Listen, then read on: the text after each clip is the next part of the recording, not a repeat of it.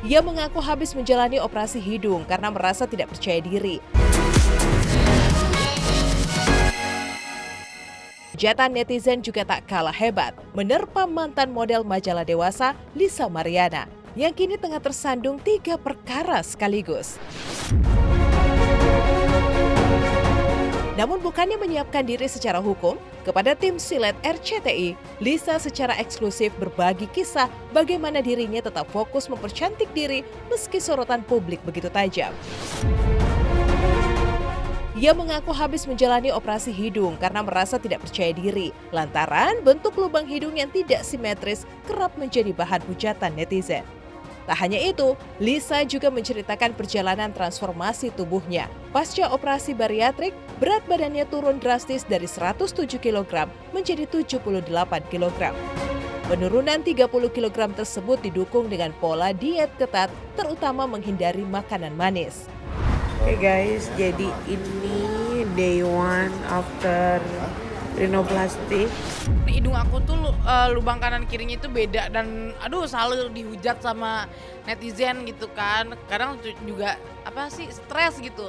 Jadi ya udah alhamdulillah hasilnya juga sesuai sama yang aku mau.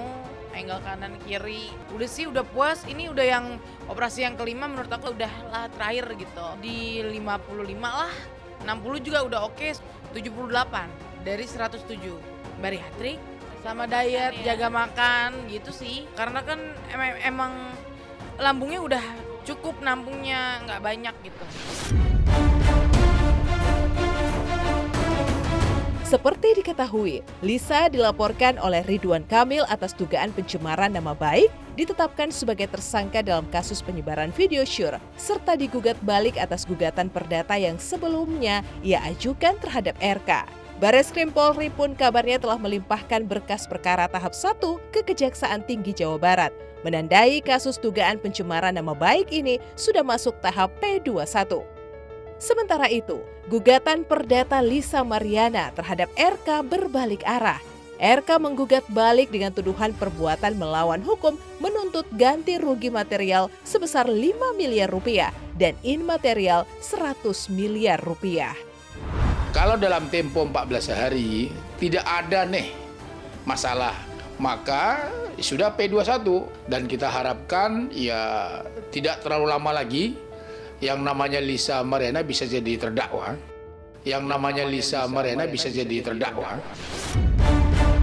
Nah, kalau yang di Polda Jawa Barat terkait dengan dugaan tindak pidana pornografi yang melanggar Undang-Undang Pornografi tahun 2008, yang namanya penyidik Polda Jawa Barat untuk melakukan penetapan tersangka itu nggak main-main.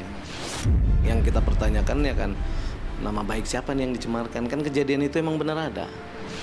Kami yakin 1000% gugatan Lisa Mariana pasti ditolak.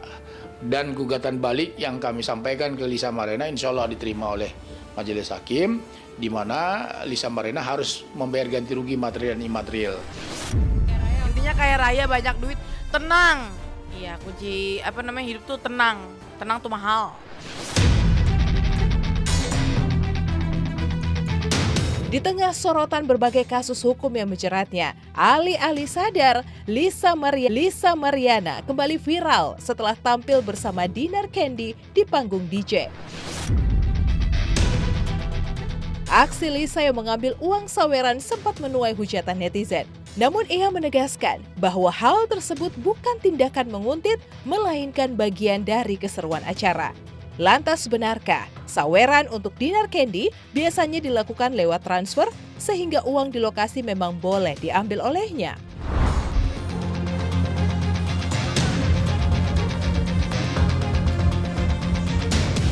Kalau ada aku tuh jadi makin rame. Itu tuh bukan nguntil kan, kalau aku kan dihujatkan katanya ngambil sawerannya Teteh. Teteh mah cuma ketawa-tawa doang. Nggak apa-apa, ini mau nguntil lagi gitu. Dinar itu disawer, ditransfer langsung.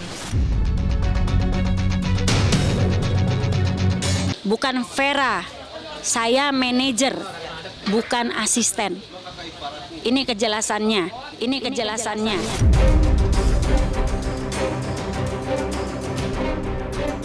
10 tahun pasca meninggalnya Olga Syaputra, ternyata kabar terkait raibnya uang almarhum senilai kurang lebih 1,5 miliar hingga kini belum juga terungkap. Berita simpang siur dan dugaan dari netizen pun berseliweran terkait pihak-pihak yang diduga memiliki akses ke PIN ATM dan juga rekening Olga sebagai terduga pelaku. Salah satunya menyasar Mak Vera, mantan manajer Olga.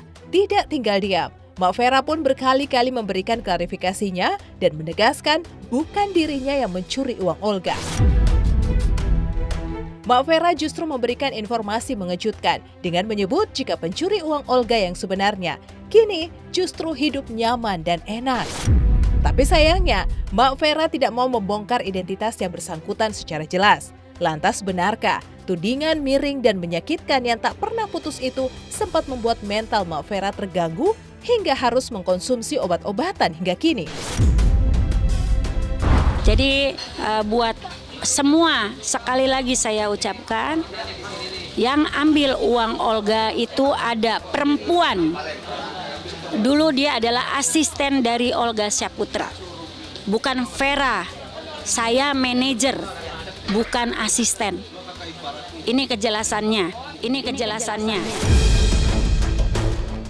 Emak capek soalnya, emak ngomong begini salah, emak ngomong begitu salah. Emak tutup aib semua orang, tapi akhirnya emak yang kena. Dengan banyaknya pembulian membuat emak terpuruk. Kalau boleh bilang sakit. Sakit hati itu sama sakit pikiran itu sampai emak itu harus dibawa ke psikiater. Ini obatnya emak. Ini emak udah 3 tahun terakhir. Iya. 3 bulan sekali emak harus kontrol. Ini emak disebutnya kena psikosomatis sama anxiety disorder. Hujatan orang yang nggak pernah berhenti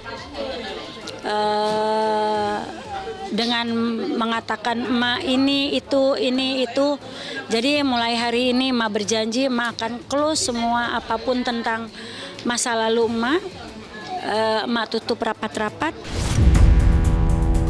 Selain menyinggung soal pelaku sebenarnya, Mak Vera juga mengancam akan mengambil langkah hukum terhadap pihak-pihak yang masih terus menyudutkan namanya terkait kasus hilangnya uang almarhum Olga. Lantas, apa komentar Mak Vera terkait sindiran Reni, adik almarhum, yang minta agar tidak ada pihak-pihak yang terus membawa-bawa nama almarhum untuk kepentingan pribadi mereka? Benarkah Mak Vera sudah lelah disangkut pautkan terus dengan almarhum hingga memilih mundur dari dunia entertain dan sibuk berbisnis? Beberapa yang netizen berkata kasar, berkata tidak baik dengan emak, netizen yang tulisan di media sosialnya emak ataupun di live-nya emak ada yang tidak baik, namanya emak capture, emak sudah kirim ke pihak yang berwajib, tolong diusut dulu, biar nanti pengacara emak aja yang maju. Udah sekarang emak kuliner aja, nggak usah deh, banyakan dunia entertainment mah kebanyakan huru hara.